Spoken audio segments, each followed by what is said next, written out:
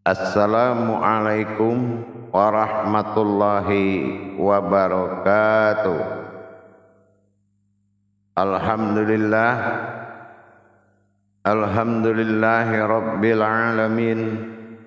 Assalatu wassalamu ala asrafil anbiya'i wal mursalin, Sayyidina wa maulana Muhammadin. Ashhadu an la ilaha illallahul malikul haqqul mubin,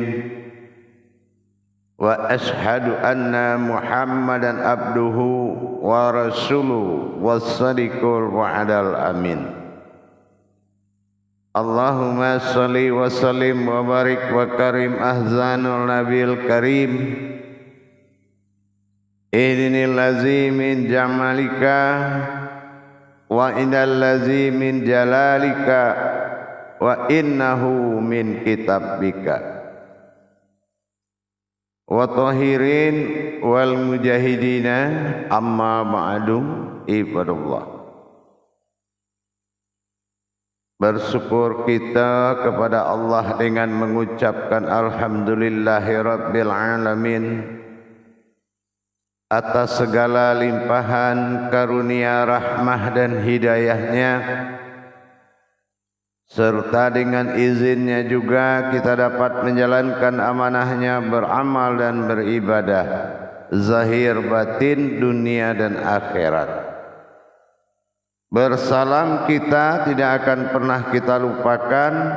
Marilah sama-sama kita sampaikan kepada junjungan kita Nabi Allah, Nabiul Akhirul Zaman, Rasulullah Muhammad sallallahu alaihi wasallam. Atasnya kalimahnya kita kalamkan bersama-sama dengan membacakan Allahumma sholli ala Sayyidina Muhammad wa ala alihi Sayyidina Muhammad. Jamaah yang dirahmati Allah, kaum muslimin dan muslimat dimanapun berada, rahimakumullah. Insyaallah bertemu lagi dengan saya Guru Mursyid Syekh Nur Muhammad Buya Irwan Maulana Al-Khalidi dalam rangka meningkatkan iman dan takwa kita dalam channel YouTube Buya Kesabasaman Timur, dalam makom majelis zikir Marifatullah. Saya akan berbagi wawasan dan ilmu pengetahuan, mudah-mudahan bermanfaat buat kita bersama, insyaallah. Sebagai wawasan yang akan kita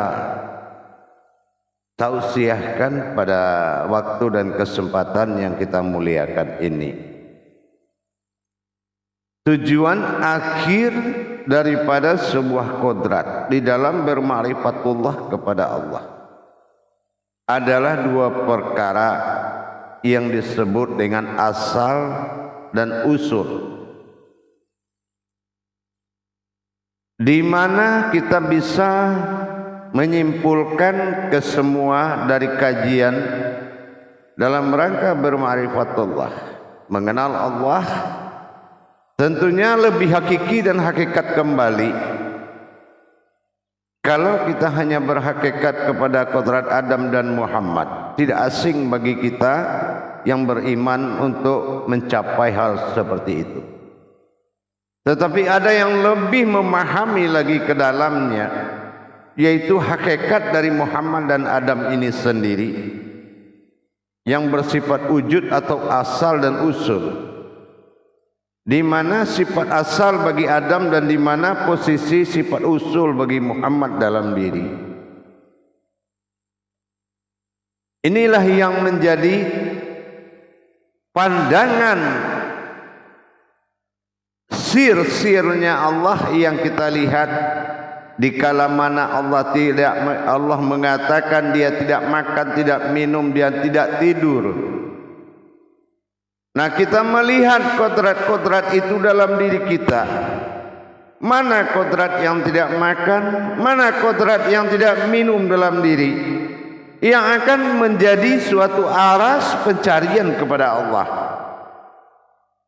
Kalau hanya mengamalkan tanpa tajalli, apa bedanya kita melakukan amaliyah hanya untuk memperbanyak amal, mengalahkan amal buruk, mendirikan amal baik?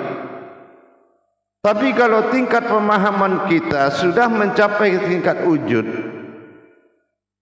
mana wujud usul dikatakan dari Muhammad, mana wujud asal yang dikatakan Adam. Inilah yang menjadi pokok utama, yang menjadi sandaran daripada pentajalian diri kepada Allah.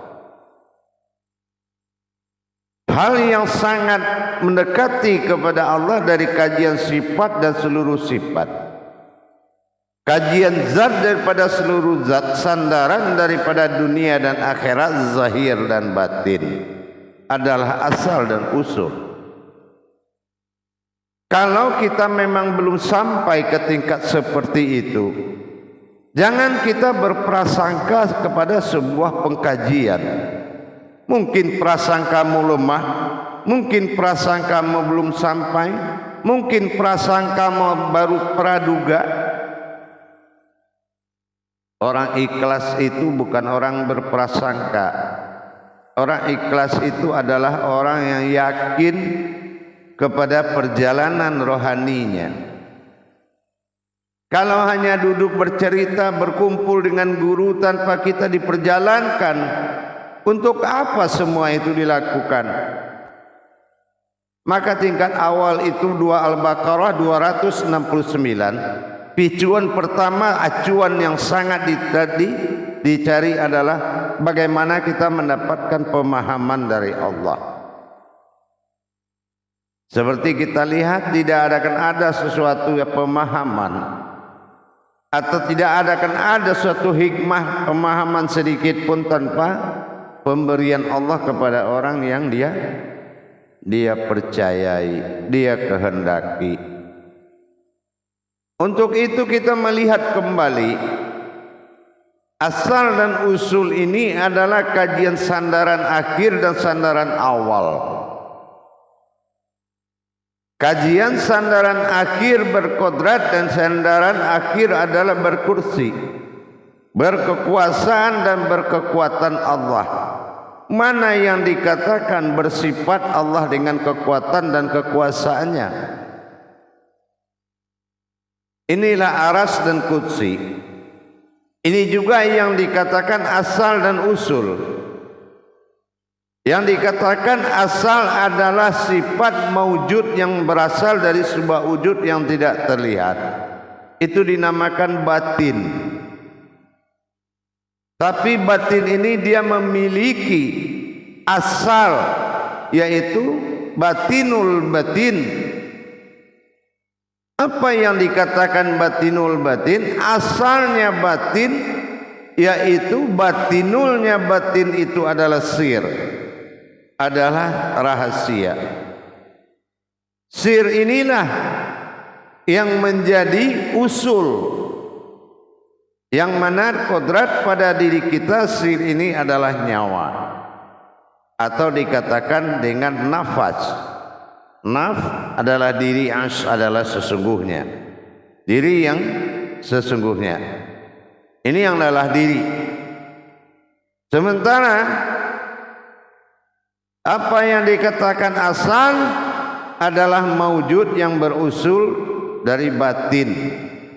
Pada diri kita disebut markubah atau jantung, atau yang menggerakkan jantung. Jadi kalau sifat asal usul ini dipelihara oleh pandangan kita kepada yang dia jadikan, tak ubahnya dia dilihat oleh yang menjadikan. Apabila kita fokus melihat sebagai asal usul,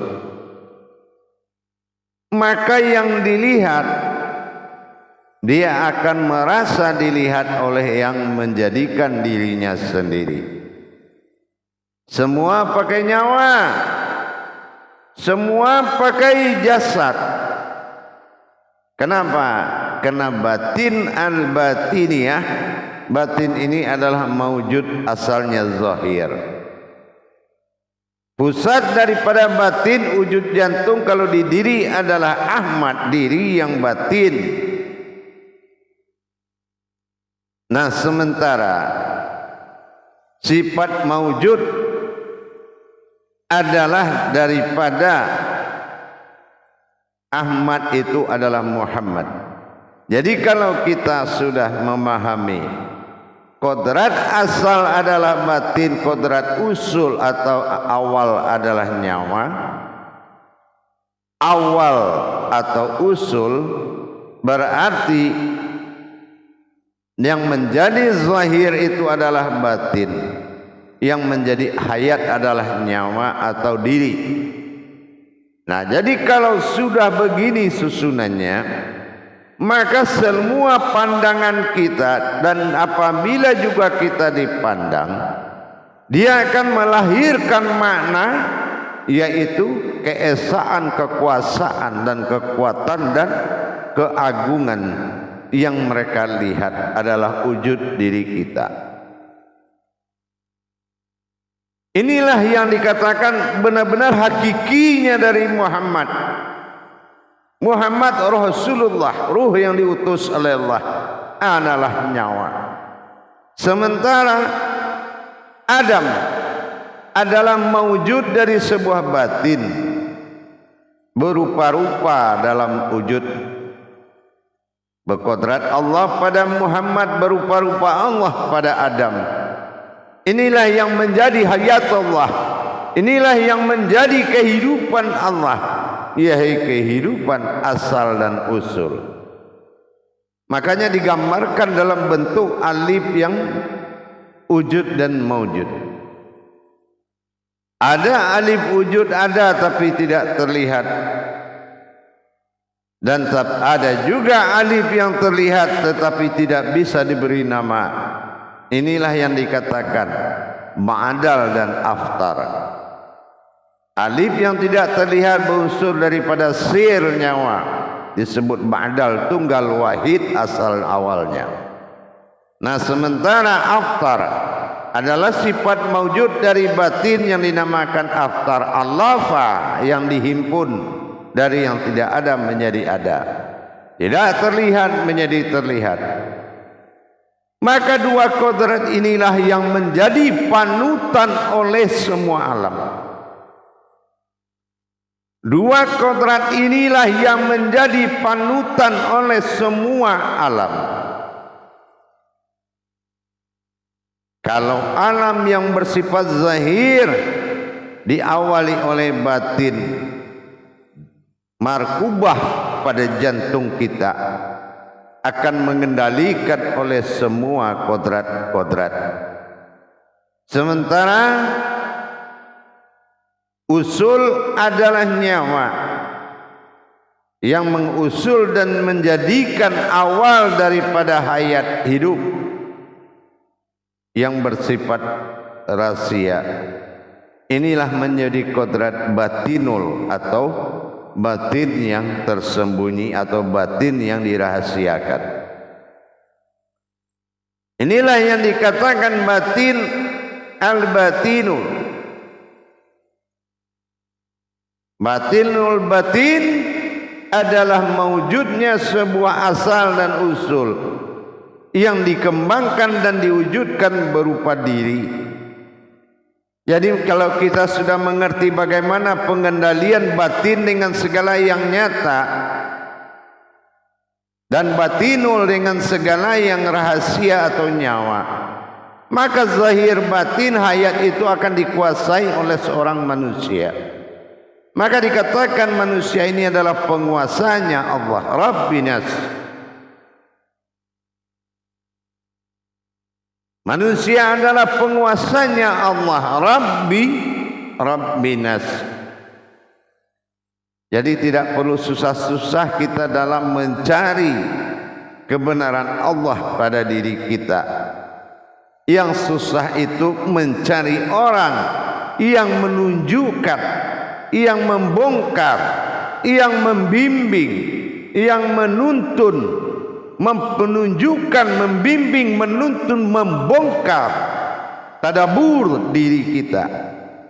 Tidak semua orang yang sanggup membongkar diri kita kecuali ahli diri kita sendiri.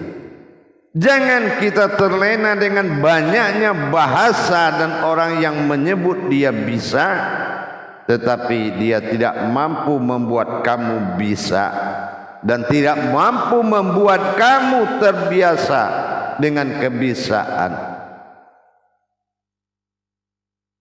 Maka kita harus kembali, wa fi ampusikum afala tubsirun. Kita kembali melihat ke dalam diri kita kembali selayaknya apa yang telah diperintahkan oleh Allah.